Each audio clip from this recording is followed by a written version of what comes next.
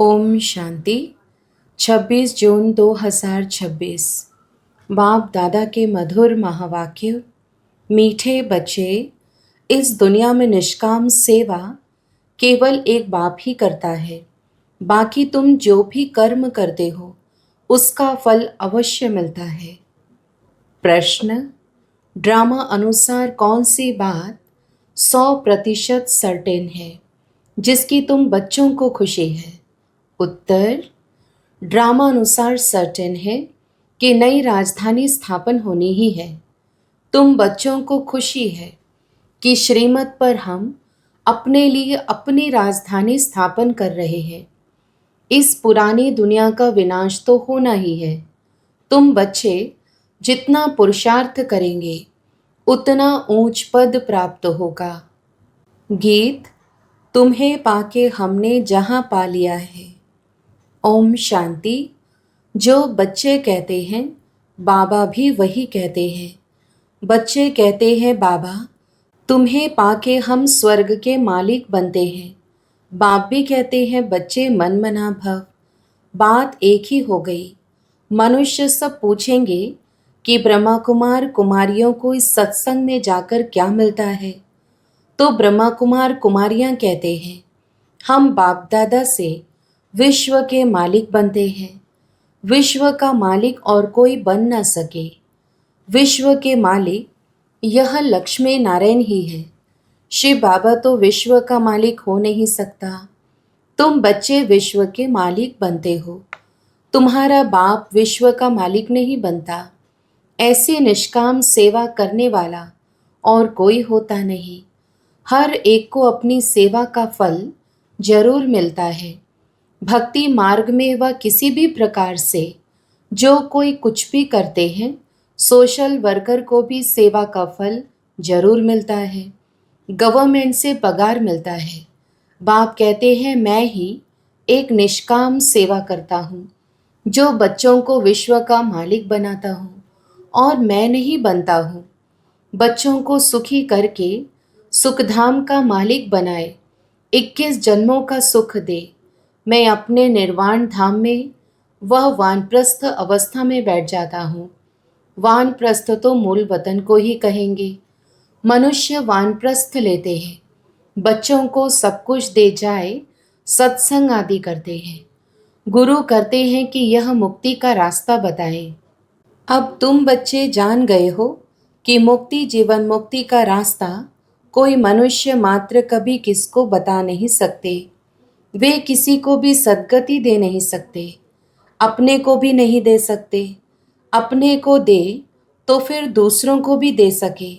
बाप आते ही हैं परम धाम से, वह वहाँ का रहने वाला है।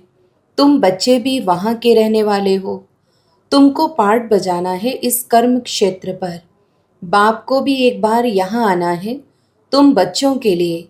जबकि स्वर्ग की स्थापना हो रही है तो जरूर नर्क का विनाश होना ही है।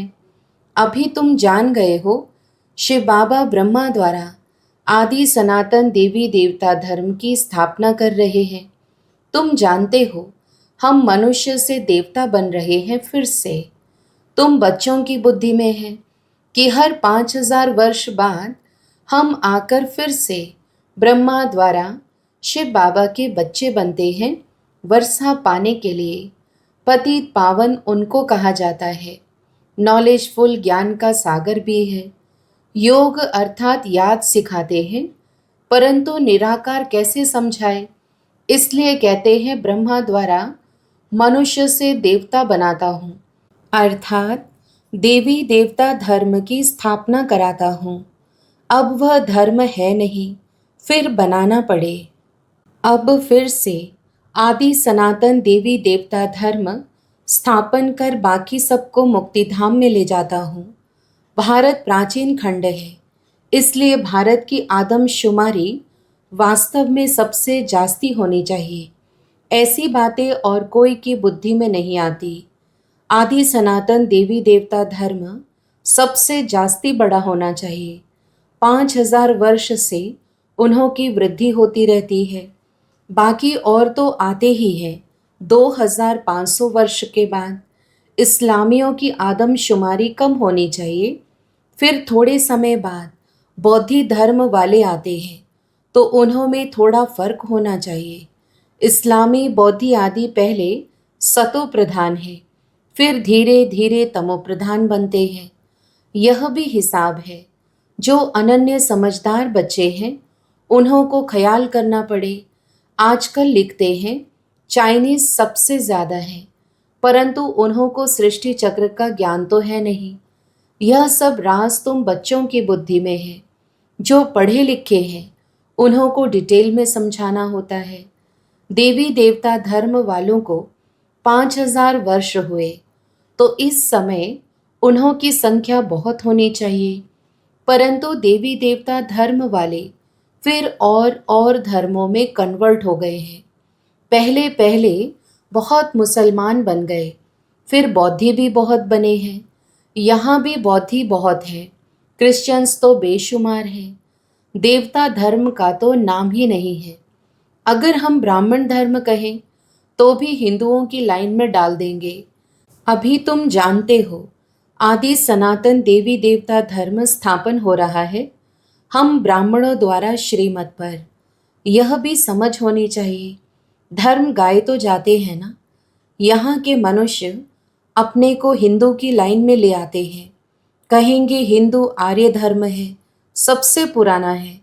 भारतवासी पहले पहले आर्य थे, बहुत धनवान थे, अब अनार्य बन गए हैं।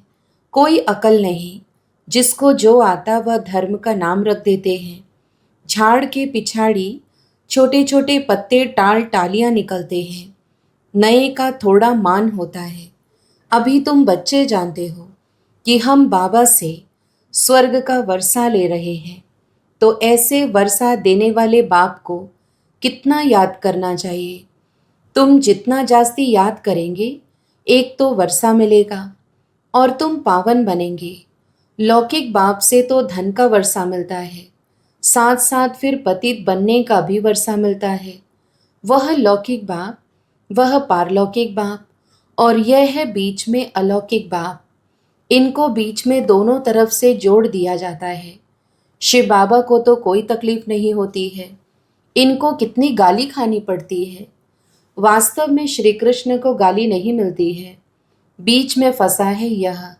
कहते हैं ना, रास्ते चलते ब्राह्मण फंसा, गाली खाने के लिए यह फंसा है। अलौकिक बाप को ही सहन करना पड़ता है। यह किसको भी पता नहीं कि शिव बाबा इनमें प्रवेश कर आए, पतितों को पावन बनाते हैं, पवित्र बनने पर ही मार खाते हैं। बाप कहते हैं मैं आया हूँ सबको वापस ले जाने। तुम जानते हो मौत सामने खड़ा है, विनाश तो जरूर चाहिए। विनाश बिगर सुख शांति कैसे हो। जब कोई लड़ाई आदि लगती है तो मनुष्य यज्ञ आदि रचते हैं, लड़ाई बंद हो जाए। तुम ब्राह्मण कुलभूषण जानते हो, विनाश तो जरूर होगा, नहीं तो स्वर्ग के गेट कैसे खुलेंगे। सब स्वर्ग में तो नहीं आएंगे, जो पुरुषार्थ करेंगे वही चलेंगे, बाकी जाएंगे मुक्तिधाम। यह किसको भी पता ना होने के कारण कितना डरते हैं, शांति के लिए कितना धक्का खाते हैं, कॉन्फ्रेंस करते रहते हैं। सिर्फ तुम ब्राह्मण ही जानते हो सुख धाम शांति धाम की कैसे स्थापना हो रही है। विनाश के सिवाय स्थापना हो न सके। तुम अभी त्रिकालदर्शी बने हो। तीसरा नेत्र ज्ञान का मिला है। वह तो कहते रहते हैं पीस कैसे हो, अर्थात कोई भी लड़े नहीं। सभी कहते हैं वननेस हो। एक ही बाप की मत ले कि हम सब एक बाप के बच्चे, भाई भाई हैं, तो वननेस हो जाएगी। एक बाप के बच्चे हैं तो आपस में लड़ना नहीं चाहिए। यह भी तो सतयुग में ही था, वहाँ कोई भी आपस में लड़ते नहीं। वह तो सतयुग की बात हो गई। यहाँ तो है कलयुग। बरोबर सतयुग में देवता थे, बाकी सब आत्माएं कहाँ थी पता नहीं पड़ता। तुम अब समझते हो, एक राज्य सिर्फ सतयुग में ही था, वहाँ सुख शांति सब था। यह सब बातें तुम्हारी बुद्धि में है, नंबरवार पुरुषार्थ अनुसार समझते हैं। बरोबर हम सतयुग में राज्य करते थे। बहुत सुख था, अद्वैत धर्म था। यह ज्ञान किसको है नहीं। इस समय तुम नॉलेजफुल बनते हो। बाप तुमको आप समान बनाते हैं। जो बाप की महिमा, वही तुमको बनना है। सिर्फ दिव्य दृष्टि की चाबी बाप के पास रहती है। बाप ने बताया है भक्ति मार्ग में मुझे काम करना पड़ता है। जो जिसकी पूजा करते हैं, मैं उनकी मनोकामना पूरी करता हूँ। यहाँ भी दिव्य दृष्टि का पाठ चलता है। कहते हैं ना, अर्जुन ने विनाश का साक्षात्कार किया। विनाश भी जरूर होना है। विष्णुपुरी भी जरूर स्थापन होनी है। बाप ने जैसे कल पहले समझाया था, वैसे ही बैठ समझाते हैं। बाबा हमको मनुष्य से देवता बनाते हैं। जब देवता बनते हैं तो आसुरी सृष्टि का विनाश जरूर होगा। चारों तरफ हाहाकार मचना है। बुद्धि समझ सकती है, नेचुरल कैलेमिटीज आनी है। मूसलधार बरसात भी होनी है। इन सब का विनाश हो जाए तब सतयुग की स्थापना हो। 5 तत्वों की खाद भी मिल जाएगी। इस धरती को खाद देखो कितनी मिलती है।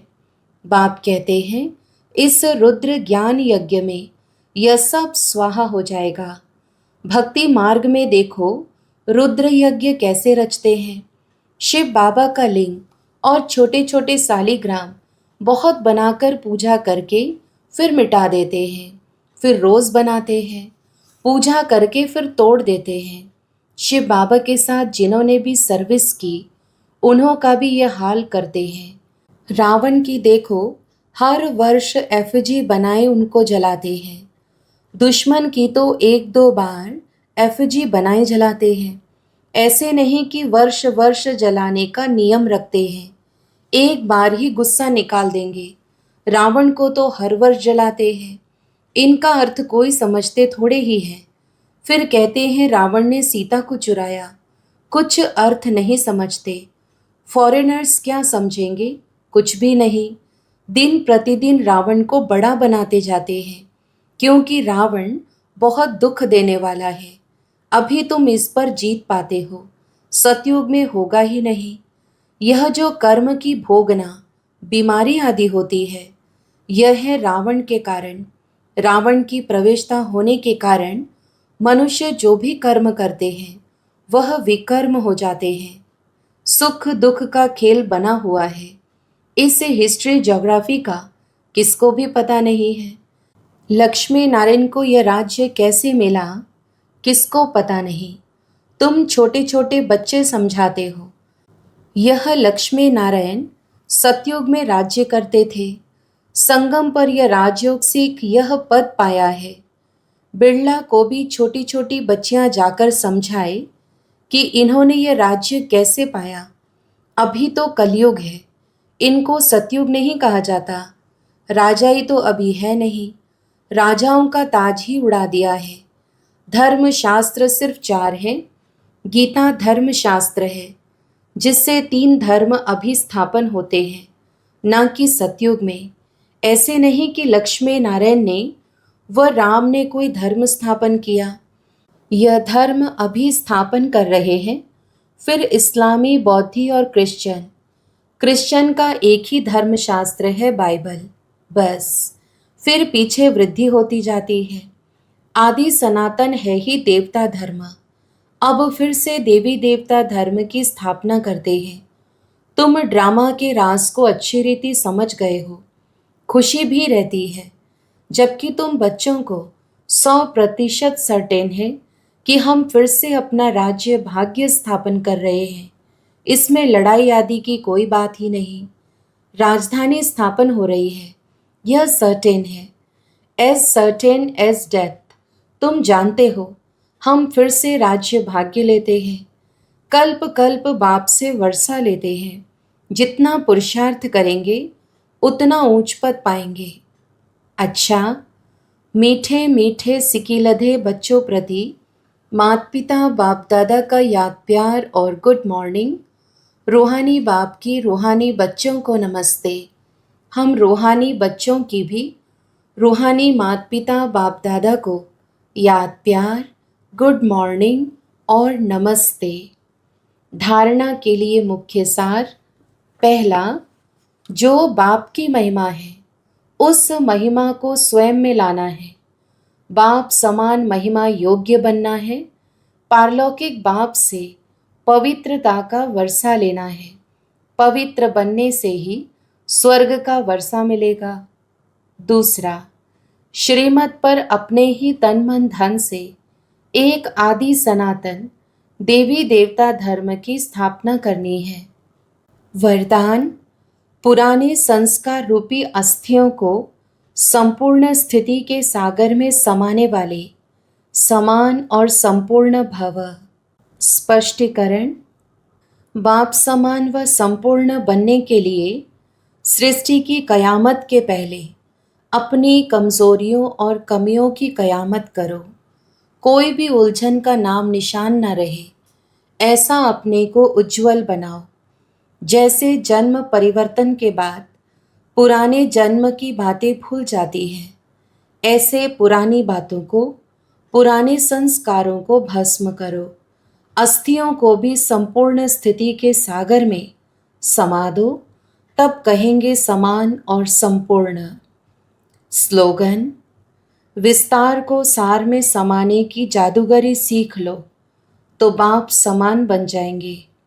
अव्यक्त इशारे, सदा हर्षित रहने के लिए अपनी नेचर को सरल बनाओ, सहनशील बनो। सहनशीलता वाले बाहर मुक्ता के वाइब्रेशन को ही नहीं, लेकिन मन के संकल्प भी जो उत्पन्न होते हैं, उन संकल्पों की उत्पत्ति को देखकर भी घबराएंगे नहीं। अपनी सहनशीलता से सामना करेंगे और सूरज से सदैव संतुष्ट व प्रसन्न चित्त दिखाई देंगे। उनके नैन चैन कभी भी असंतुष्टता के नहीं दिखाई देंगे। वे संतुष्ट मणि होने के कारण सदा हर्षित रहते हैं। अच्छा, ओम शांति।